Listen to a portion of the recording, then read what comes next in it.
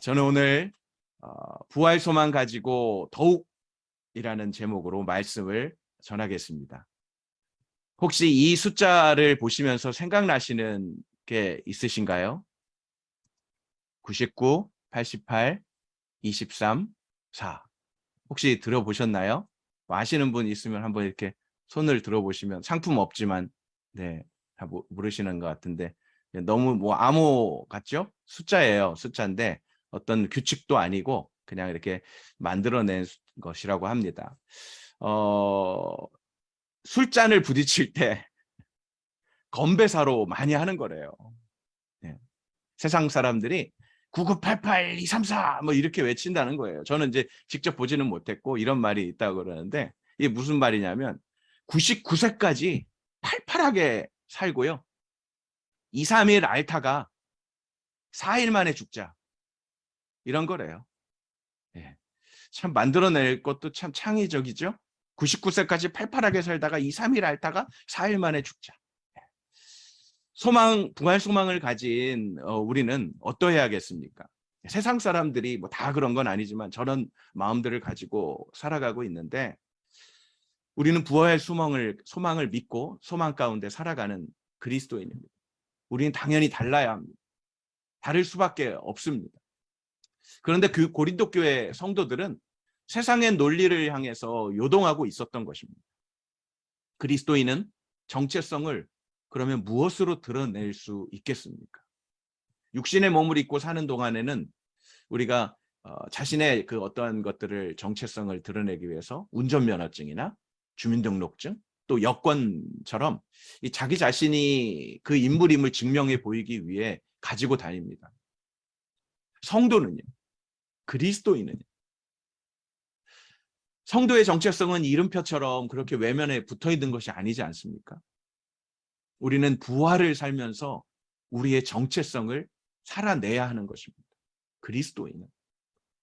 예수님의 부활은 성경에 게시된 모든 내용을 우리 같이 살과 피를 가진 남자와 여자들이 실제로 살아낼 수 있음을 보여주는 선언입니다. 그것은 팔레스타인 지방에서 이루어진 그리고 1세기 로마 역사에 기록된 설득력 있는 선언이었습니다. 부활. 우리는 예수님의 부활을 단지 진리라고 동의하는 것만으로 끝나지 않고 또 예술이라고 감탄하는 것이 아니라 연극처럼 공연하고 연출하는 것이 아니라 때로는요 맑고 또 때로는 흐릿하지만 가정과 일터에서 평범한 삶 속에서 상황 속에서 살아낼 수 있어야 하는 것이죠. 우리가 그렇게 살 수 있는 이유는요. 죽은 자 가운데 부활의 생명으로 옮겨진 성도이기 때문에 가능한 것입니다. 부활은 우리가 평생에 걸쳐 노력해도 다 이해하지 못해요. 왜요? 우리가 죽은 다음에 이제 어느 시점에서 경험하게 되는 것입니다. 그래서 교리적인 어떤 진리로만 갇혀 있는 느낌이 들 수 있습니다. 금욕 훈련을 통해서 완벽히 습득할 수 있는 어떤 것도 아닙니다. 부활은요, 오직 한 길이신 예수 그리스도를 의지하고 순종하는 그러한 실천인 것입니다. 그러할 때 능력 주시는 하나님의 임직과 또 성령님의 도우심으로 예수 그리스도의 그 이름으로 우리 안에 이 삼위일체의 삶이 아주 역동하게 되는 그 삶을 바로 그리스도인이라는 저와 여러분들이 살아내는 것이죠. 부활을 향해서 계속해서 살아가는 것이죠. 그래서 오늘 고린도 교회 성도들과 오늘을 사는 그리스도인인 저와 여러분들에게 부활의 소망을 가지고 흔들리지 않고 또 더욱 힘써서 부활의 삶을 살라고 하는 이 사도 바울의 메시지를 함께 살펴보기 원합니다. 첫째로요. 모든 성도는 주의 재림시 순식간에 다 변화할 것이라는 것입니다. 우리 50절부터 52절 아까도 말씀 보았지만 같이 한번 보겠습니다. 함께요. 시작. 형제들이여 내가 말하고자 하는 것은 이것입니다. 곧 살과 피는 하나님 나라를 이어받을 수 없고 썩을 것은 썩지 않을 것을 이어받을 수 없습니다. 보십시오. 내가 여러분에게 비밀을 말합니다. 우리는 다 죽지 않고 모두 변화할 것입니다. 마지막 나팔 소리에 순식간에 다 그렇게 될 것입니다. 나팔 소리가 나면 죽은 사람들이 썩지 않을 몸으로 살아나고 우리도 변화할 것입니다. 아멘. 네.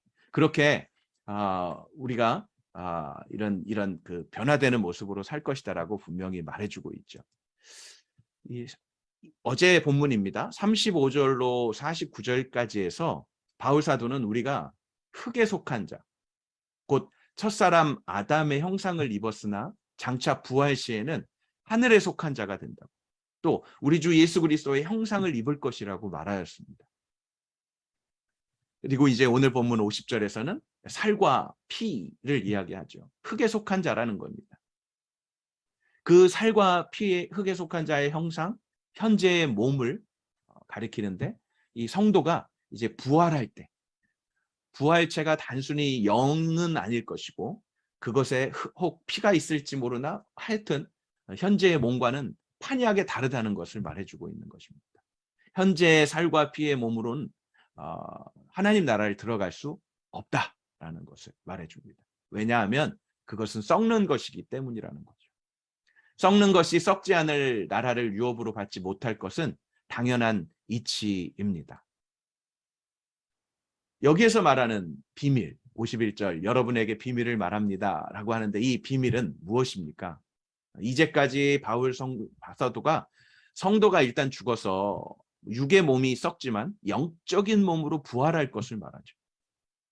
현재의 육의 몸은 영원한 하나님 나라를 유업으로 받을 수 없다는 것. 그러면 주의 재림 때 죽지 않고 살아있는 자들은 어떻게 되겠습니까? 그 질문에 바울이 비밀이라고 표현한 것은 바로 이 문제인 것 같습니다. 바로 비밀이란 이미 앞에서 언급한 죽은 자의 부활을 가리키지 않고요. 주님께서 재림 시에 살아있는 자들의 이 변화를 가리키는 것이죠. 바울은 이미 주 안에서 잠자는 죽은 성도와 또 살아있는 자들을 이 구별하여서 말하고 있습니다.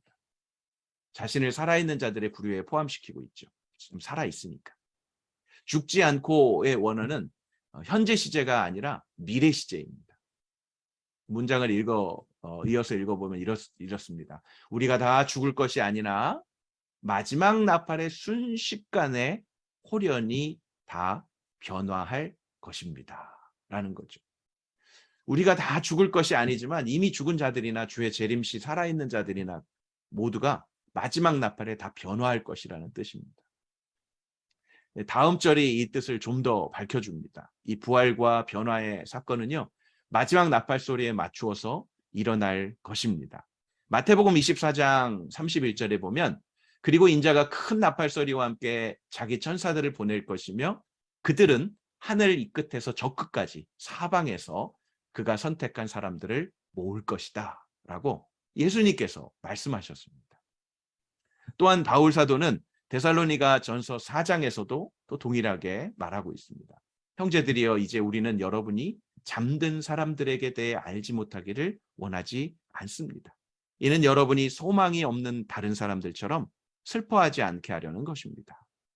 예수께서 죽었다가 다시 사신 것을 우리가 믿는다면 이와 같이 하나님께서 예수로 인해 잠자는 사람들도 그분과 함께 데리고 오실 것입니다. 우리는 주의 말씀을 따라 여러분에게 이것을 말합니다. 주께서 오실 때까지 우리 살아남아 있는 사람들이 잠자는 사람들보다 결코 앞서지 못할 것입니다. 주께서 호령과 천사장의 소리와 하나님의 나팔 소리와 함께 친히 하늘에서 내려오실 것인데 그리스도 안에서 죽은 사람들이 먼저 일어나고 그 다음에 우리 살아남아 있는 사람들이 그와 함께 구름 속으로 들려 올라가 공중에서 주를 만나게 될 것입니다. 그리고 우리는 영원히 주와 함께 있을 것입니다. 라고 말했습니다. 여기서 나팔은 예비 신호죠. 마지막 나팔은요. 이 예비 신호의 끝에 본격적인 부활의 그 사건의 시작을 알리는 나팔 소리가 또 들릴 때가 있다는 것입니다. 주님의 재림을 알리는 나팔 소리가 끝날 때 죽은 성도들의 부활과 살아있는 성도의 변화가 일어날 것입니다. 그것은 아주 순식간에 홀연히 일어난다고 합니다. 이 홀연이라는 말은요. 눈 깜짝할 사이라는 뜻입니다. 이 성도의 부활과 변화는 순식간에 눈 깜짝할 사이에 이루어질 것입니다. 원문에 이 52절 앞에는요, 왜냐하면이라는 말이 있습니다. 그것은 앞절에서 언급한 모든 성도의 변화에 대한 이유를 말해주고 있는 거죠. 왜냐하면 마지막 날팔 소리에 순식간에 다 그렇게 될 것인데, 나팔 소리가 나면 죽은 사람들이 썩지 않을 몸으로 살아나고 우리도 변화할 것이기 때문입니다. 라고 설명하고 있는 것입니다.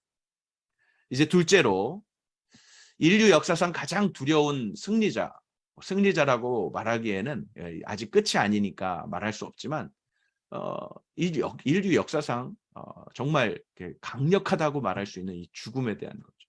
사망에 대한 것. 그래서 이 사망에 쏘는 것과 무덤에 이기는 것이 인류 역사상에서 그들이 승리자인 것 같지만 결국에는 끝날 것이다라는 것을 말해주고 있습니다. 그 본문이 53절로 56절까지의 말씀입니다. 한 절씩 보면서 또 보실 테니까요. 53절. 이 53절 앞에도 왜냐하면이 또 붙어요. 원문에서는요. 왜냐하면 이 썩을 몸이 썩지 않을 것을 입어야 하기 때문에, 이 죽을 몸이 죽지 않을 것을 입어야 하기 때문이다 라고 또 왜냐하면 이렇게 붙습니다. 성도의 부활과 또 변화에 대한 이유를 추가적으로 설명하고 있습니다. 왜냐하면 이 썩을 몸이 썩지 않을 것을 입어야 하고 이 죽을 몸이 죽지 않을 것을 입어야 하기 때문에, 그렇게 썩을 것은 썩지 아니할 것으로 유업으로 받지 못하기 때문에 성도의 그러한 변화가 당연하다라는 것입니다. 있어야 한다라는 것입니다. 그리고 있을 수밖에 없다는 것을 말해주고 있습니다. 그러므로 천국에 들어갈 모든 성도는요, 죽은 자나 또 산 자나 주의 재림 시에 다 변화를 받을 것에 대해서 말씀하고 있습니다. 이 부활의 시간이 오면요, 사망의 확실한 패배가 증명될 것입니다. 이것은 이미 구약 성경에서 예언한 바 있습니다. 이 승리를 언제 오게 되느냐? 이사야 25장 8절에 이렇게 말합니다. 그는 죽음을 영원히 삼키실 것이다. 메시아시죠. 주 여호와께서 모든 얼굴에서 눈물을 닦아주시고 그날에 주의 백성들의 수치를 온 땅에서 씻어내실 것이다. 그날에 주님의 그 재림의 때에 주님의 나타나심을 통해서 이것은 여호와께서 말씀하신 것이다 라고 예언되어 있습니다. 인류 역사상 사망처럼 강력한 승리자가 없는 것 같죠. 다 두려워합니다. 어떻게 하면 더 오래 살려고, 어떻게 하면 더 잘 살려고, 어떻게 하면 더 누리면서 살까, 이것에 대한 것들이 너무 많죠. 많은 식품들이, 많은 또 발명품들이 나오고 있습니다. 그러나 한계가 있다는 것을 성경은 말해주고 있습니다. 그때가 되면 그 사망이 패배하고 말 것이라는 것입니다. 사망보다 더 강한 것이 나타날 때 가능하죠. 사망보다 더 강력한 것. 그것이 바로 하나님이 주시는 부활의 생명입니다. 성도의 부활과 변화는 사망에 대한 영원한 승리입니다. 세상으로부터의 사망의 영원한 추방을 선고하고 부활이, 생명이 승리하는 것입니다. 그래서 예수 그리스도께서 승리자시죠. 내가 부활이요 생명이다 라고 말씀하시는 주님께서 승리하시는 것입니다. 그래서 선포할 수 있죠. 사망아, 너 승리가 어디 있느냐? 개역개정에는 너의 쏘는 것이 어디 있느냐? 사망아, 무덤아, 너의 이기는 것이 어디 있느냐? 이렇게 말하고 있어요. 인류의 6,000년 역사를 통해서 사망에 쏘는 것과 무덤에 이기는 것이 정말 지배적이라고 할 수 있죠. 이 죽음 앞에는 다 벌벌벌 떨게 되죠. 모든 사람이 죽었고요. 또 무덤에 묻히었습니다. 그러나 예수님의 재림 시에 죽은 성도가 부활하고 산자들이 변화될 그때에 그 기록이 깨질 것이라는 거죠. 사망이 더 이상 인간을 쏘지 못하고요. 무덤이 더 이상 사람을 이기지 못할 것이라는 겁니다. 인류의 최종적 적수인 사망에 대한 부활과 영생의 승리가 선포되는 것입니다. 확정되는 것입니다. 인류 역사상 이보다 더 감격적인 승리가 어디 있겠습니까? 이것이 부활의 영광이고요. 부활의 축복입니다. 계속해서 사망의 독침이 죄의 권세는 율법이라고 말하는데, 이 사망이 쏘는 권세를 가지는 것은 죄 때문입니다. 죄가 없다면 사망이 힘을 쓰지 못할 것입니다. 죄의 삭은 사망이다. 말씀하신 대로. 그러나 사람이 범죄하였고 온 세상이 죄로 가득함으로 사망이 또한 온 세상을 주장하고 있습니다. 죄가 힘을 가지는 것은요, 율법 때문입니다. 율법이 없다면 이 죄는 죄로 드러나지 않을 것이기 때문에, 정죄되지 않을 것이기 때문에. 그러나 율법 때문에 죄는 죄로 드러나고 정죄됩니다. 그것에 대해서 이야기를 해주고 있습니다. 이제 세 번째 마지막입니다. 모든 진실한 성도는요, 믿음에 굳게 서야 된다는 거예요. 흔들리지 말아야 한다는 것입니다. 항상 주의 일에 풍성히 참여하는 자들이 되어야 한다라고 말하고 있습니다. 57절로 58절의 말씀입니다. 우리 같이 한번 읽어보겠습니다. 그러나 시작. 그러나 우리 주 예수 그리스도를 통해 우리에게 승리를 주시는 하나님께 감사를 드립니다. 그러므로 내 사랑하는 형제들이여 굳게 서서 흔들리지 마십시오. 여러분의 수고가 주 안에서 헛되지 않음을 알고 항상 주의 일에 더욱 힘쓰는 사람들이 되십시오. 아멘. 율법으로 드러난 죄로 인하여서 모든 인류가 사망 아래 있습니다. 그러나 바울은 하나님께서 예수 그리스도를 통해서 어떻게 하셨다고요? 우리에게 승리를 주셨다. 사망에 대한 승리, 그것을 우리에게 주셨습니다. 그러니까 우리는 어떻게 해요? 감사함으로 받는 거죠. 그래서 감사한다. 하나님께 감사, 주신 하나님께 감사한다. 우리의 노력, 우리의 어떠한 율법을 행함으로 의롭게 될 수 있는 방법이 없기 때문에, 의인은 없나니 하나도 없기 때문에 오직 하나님께서 예수 그리스도의 죽임 당하심과 예수 그리스도의 다시 사심을 통해서 우리를 생명으로, 부활로 그렇게 이끌어 가신 것이죠. 얼마나 감사합니다. 은혜이기 때문에. 사망에 대한 영원한 승리를 선포해 주신 것입니다. 그래서 성도는요, 아직 부활의 때를 경험하지 못했지만 하나님이 이미 주신 거예요. 죄 씻음과 의롭다 하심의 구원으로 인해 부활을 확신할 수 있는 거예요. 그래서 지금도 우리는 부활의 그 변화된 모습이 지금은 아직은 아니라 할지라도, 구원을 이루어 가고 있지만 아직은 아니라 할지라도 하나님께 부활 소망을 가지고 확신하며 감사할 수 있는 것입니다. 예수님께서 말씀하셨습니다. 누구든지 내 말을 듣고 또 나를 보내신 분을 믿는 사람은요, 영생이 있고 심판을 받지 않는다. 그는 죽음에서 생명으로 옮겨졌다라고 말씀하고 있는 거죠. 이 믿음이 저와 여러분들에게 어떠한 핍박과 환난과 유혹이 있다 할지라도 이 믿음이 여러분들에게, 저에게 굳게 붙잡힌 바 되었으면 좋겠습니다. 어떤 것도 흔들 수 없습니다. 누구든지 주 예수 그리스도의 말씀을 듣고 또 예수 그리스도를 보내신 하나님을 믿는 사람은 영생이 있다. 심판받지 않는다. 죽음에서 생명으로 옮겨졌다. 아멘. 예. 그래서 또 예수님께서는 마르다에게 말씀하신 말씀이 있죠. 나는 부활이다. 생명이다. 그러므로 나를 믿는 사람은 죽어도 살겠고 살아서 나를 믿는 사람은 영원히 죽지 않을 것이다. 네가 이것을 믿느냐? 라고 마르다에게만 물으셨지만 지금 오늘 저와 여러분들에게도 동일하게 물으십니다. 여러분이 이 사실을 믿으십니까? 이것을 믿으시기 바랍니다. 부활 소망을 가진 사람은 바로 이 믿음이 있는 사람입니다. 바울 사도도 자기 속에 있는 죄성으로 인해서 이런 또 좀 연약한 모습을 고백하지 않을 수 없었습니다. 나는 비참한 사람입니다. 이 사망의 몸에서 누가 나를 구해내겠습니까? 정말 절망적일 때가 한두 번이 아니죠. 그런데 25절 보십시오. 우리 주 예수 그리스도로 인해 부활 생명을 주시고 부활의 소망을 주시고 부활의 그 어둠과 죽음과 사망을 승리케 하시는 부활의 영광을 주신 하나님께 감사드립니다. 주 예수 그리스도로 인한 부활 생명을 주신 것 너무 감사합니다라고 선포하는 것입니다.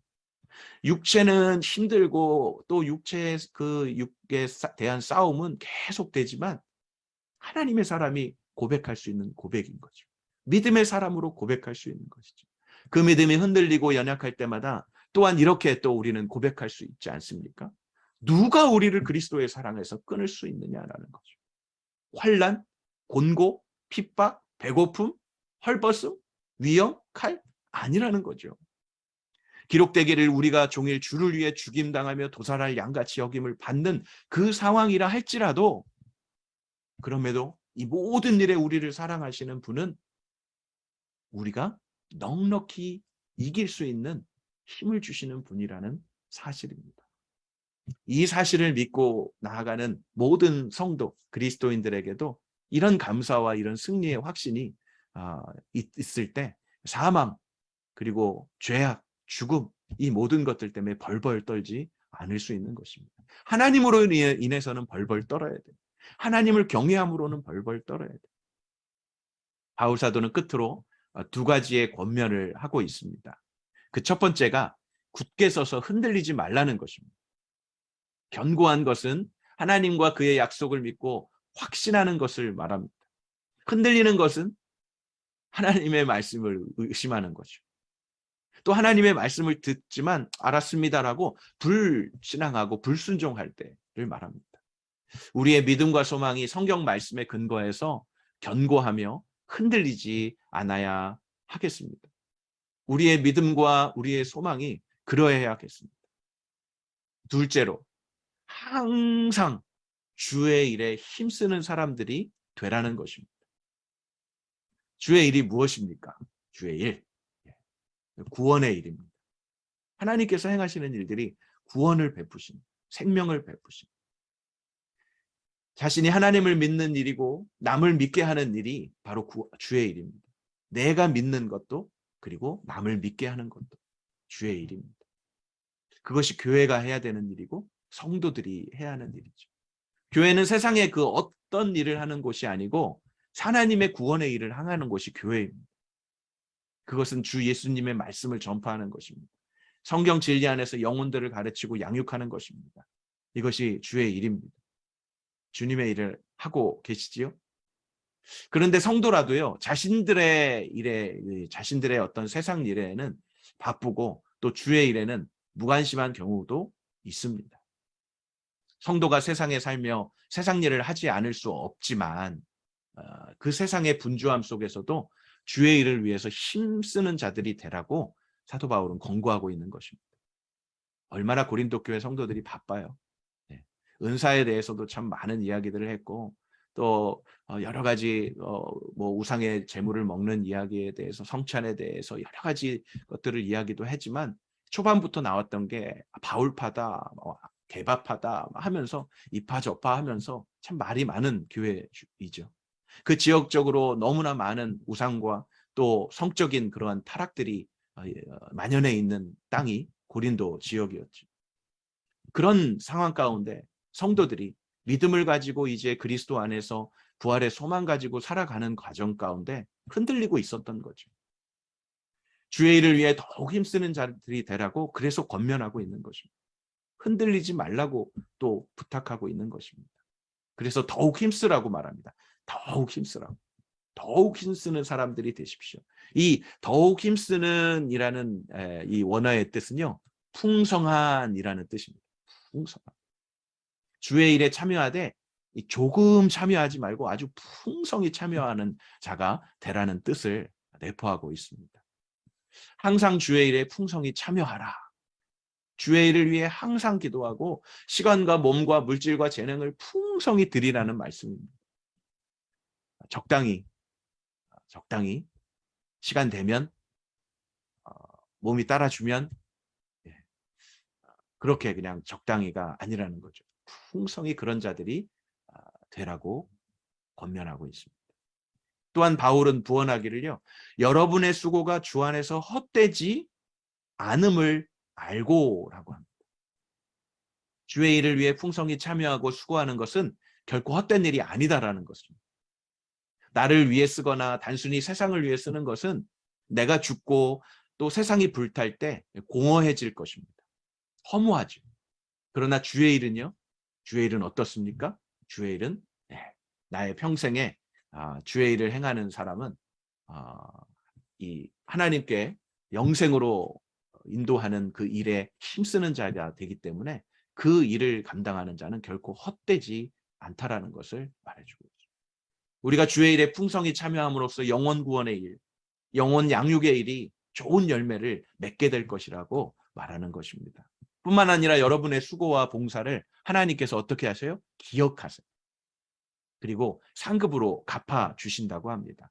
고린도전서 15장 이제 16장 끝나고 이제 후서로 넘어가는데 그 후서 5장에 보면요. 이런 말씀이 있습니다. 우리 모두가 그리스도의 심판대 앞에 드러나야 하기 때문입니다. 그 결과 어떻게 된다고요? 각기 선악간에 몸으로 행한 것에 대해 보응을 받게 될 것이라고 말해주고 있습니다. 또한 신약의 마지막 책인 요한계시록 22장 마지막 부분의 마지막 또 장으로 보면 11절과 12절에는 이렇게 기록하고 있죠. 불의를 행하는 사람은 그대로, 불의를 행하게 하고 더러운 사람은 그대로 더러움 가운데 있게 하고. 이게 무서운 말입니다. 그대로라는 말이 무서운 말이에요. 더 이상 이제 바꿀 그런 기회가 없다는 것도 내포되고 있는 거죠. 그러나 의로운 사람은 어때요? 그대로 의를 행하게 하고 거룩한 사람은 그대로 거룩하게 하라.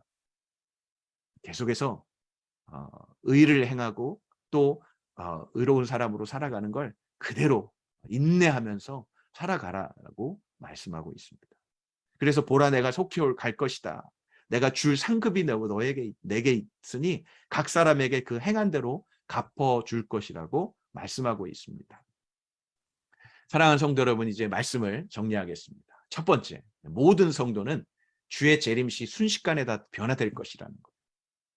이것을 믿으시기 바랍니다. 죽은 자들은 살아날 것입니다. 살아있는 자들은 변화할 것입니다. 썩을 몸이 썩지 않을 몸으로, 죽을 몸이 죽지 않을 몸으로 변화될 것입니다. 그리하여 천국에 들어가 영원히 영생을 누리며 살 수 있는 몸이 될 것입니다. 두 번째로, 제가 가리네요. 두 번째로, 인류 역사상 가장 두려운 승리자인 사망에 쏘는 것과 무덤에 이기는 것이 끝날 것이라고 말합니다. 그것은 예수 그리스도의 속죄 사역으로 말미암아 죄 문제가 해결됐기 때문에 이루어지는 수밖에 없습니다. 죄 씻음과 의롭다 하심의 결과로 부활과 영생이 이루어질 것입니다. 사망은 영원히 패배하고요. 무덤은 더 이상 슬픔과 두려움이 되지 못할 것입니다. 이것은 하나님이 주신 구원의 은혜입니다. 이것이 부활의 승리입니다. 영생의 승리입니다. 이 승리를 우리가 예수 그리스도로 말미암아 보았고 예수 그리스도로께서 우리도 승리케 하시겠다고 승리케 하신 그 예수 그리스도의 약속의 말씀을 굳게 붙잡고 살아가야 하는 것입니다. 그런데 세상은 가만히 우리를 내버려 두지 않잖아요. 내버려 두지 않으니까 어떻게 해요? 그러므로 부활 소망을 다시 한번 굳게 붙잡고 부활 소망을 굳게 붙잡고 더욱 진실한 성도로 믿음 안에 굳게 서서 흔들리지 말아야 합니다.